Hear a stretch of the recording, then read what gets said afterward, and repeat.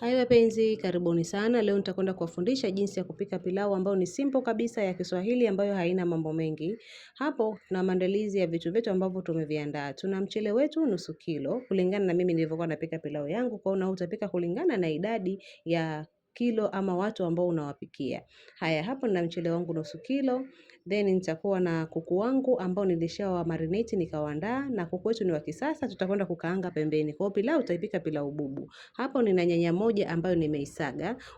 Nyanya utasaga kulingana na wingi wa pilau yako. Hapa nina chicken masala, nina tangawizi, nina kitunguu saumu, nina binzari ya mchuzi, nina ajinomoto kidogo, nina Maggi Star, alafu nina kiungo cha pilau, nina hiriki za tunda, mdalasini wa gome, roiko pamoja na soy sauce. Hivyo ndo viungo ambavyo leo vitakwenda kuongoza kwenye jiko letu. Hivyo ndo viungo tutakavyovitumia. Viungo ni muhimu. Jamani, pilau sio rangi, pilau sio uchungu, pilau ni viungo. Utakwenda kupata pilau tamu tamu tamu, utaipenda kabisa. Haya, twende jikoni sasa.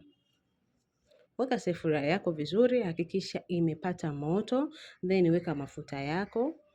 Unaona kulingana na nimeweka mafuta kulingana na idadi na kiasi cha mchele wangu ambao nilikuwa napika. Hapo na vitunguu maji. Vitunguu ni vinatakiwa viwe vingi kwenye pilau jamani. Kama mimi nimepika mchele nusu, vitunguu niliweka vitunguu viwili ambavyo vilikuwa ni size ya kati, sio vidogo na sio vikubwa. Niliweka vitunguu viwili kwa sababu vitunguu vinatakiwa vizidi kidogo.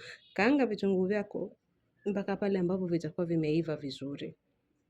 Utakaanga vitunguu, kishaanza kuiva utaongeza kitunguu saumu pia na tangawizi, utavikaanga kwa pamoja. Ukitaka matokeo mazuri usiache kukoroga vitunguu vyako vikaangike. Ukiviacha vitaungua na vitakuwa na testi ya uchungu. Hapo vitunguu vyetu vishakuwa na rangi ya brown kama unavyoona, hakikisha visiende kwenye weusi, viwe na rangi ya brown. Ukishapata hiyo, weka nyanya yako ile, ongeza na tomato paste kidogo isiwe nyingi. Koroga ile roast kwa pamoja, then weka viungo vyako ambavyo ni ile ajinomoto, chicken masala, ile binzari, kasolo hivi ambavyo nakuonyesha hapo tu. Kiungo cha pilau, hiriki, mdalasini. Hivyo ndio vinatakiwa vibaki. Lakini vilivyobaki vingine utakwenda kuviweka vyote, then pika mpaka iive.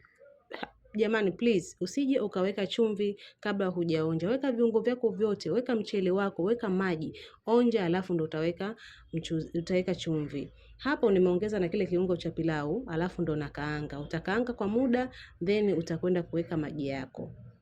Kwa kiungo cha pilau kinakuwa ni cha mwisho kabisa. Na ukishaweka kiungo cha pilau tu unaweka na mchele wako. Utakaanga then utaweka maji yako kwa kiasi chako, utaacha maji yachemke. Yakishakaukia sasa utaweka hivyo vile viungo vya tunda. Hivi ni kwa ajili ya kuleta testi na harufu nzuri kwenye pilau yako. Unakuwa ukigeuza chakula chako kinanukia vizuri. Funika ndani ya nusu saa, chakula chako utageuza mara ya kwanza na mara ya pili, kitakuwa tayari kimeiva.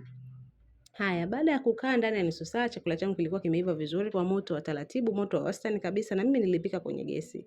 Haya, huo ndio kama muonekano wetu wa mwisho. Hapo nilikuwa na kachumbari kangu kwa kiuvivu kwa Kiswahili, sikutaka madikodiko mengi, sikutaka makorokolo mengi, nitaweza tu kachumbari ambao ni simple.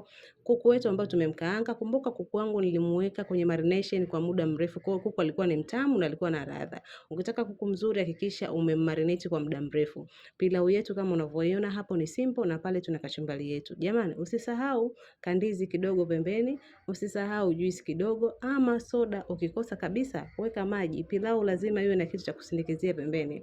Mimi leo nilitaka nikufundishe jinsi ya kupika pilau simple na tamu. Pilau hii unaweza kaipika kwa ajili ya watu wachache ama unaweza kaipika kwa ajili ya watu wengi. Kinachomata ni kwamba tu kiasi cha vitu vyako ama viungo vyako ambavyo utakwenda kuviandaa. Mimi niseme nawapenda sana. Sitakuja recipe nyingi za pilau tofauti tofauti, lakini leo tumeanza na hii simple.